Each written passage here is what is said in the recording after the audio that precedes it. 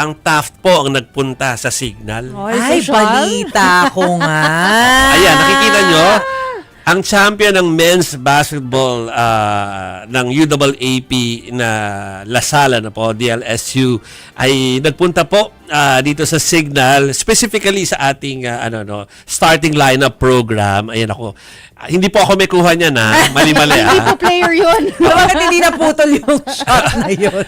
Ano siya, so pumunta sila dito kasi usually yung ating programa na pinapalabas sa Filipinas Live, sa One Sports, pati sa ating channel na One News, pinupunta ka talaga tayo ng atleta pag nanalo sila. So expect nyo po yung mga SEA Games athletes papunta po yan dito. Pero siyempre dahil kakapanalo ng DLSU bilang champions ang Green Archers sa UAAP men's basketball.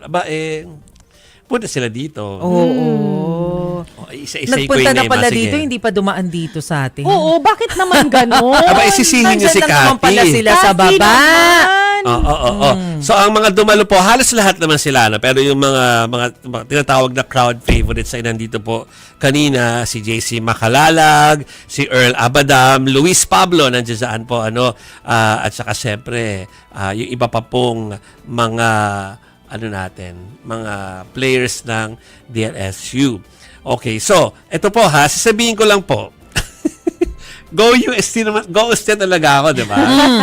Pero alam nyo na rin naman na ako'y nag 2 years. Oo, kasi papunta ka sa medical path sana eh. Correct. Naglasal yan eh. Naglasal po ako ng 2 years. So rin ako, animo. So nandyan din si Jacob Cortez, syempre si Mike Philip, sino pa? Ayan, si kompleto Mason na. Amos Si ba yan? Mason Amos, Boris nandyan. Marasigan, tsaka si Kian or Kian Baklaan. Nandyan, kompleto po sila, no?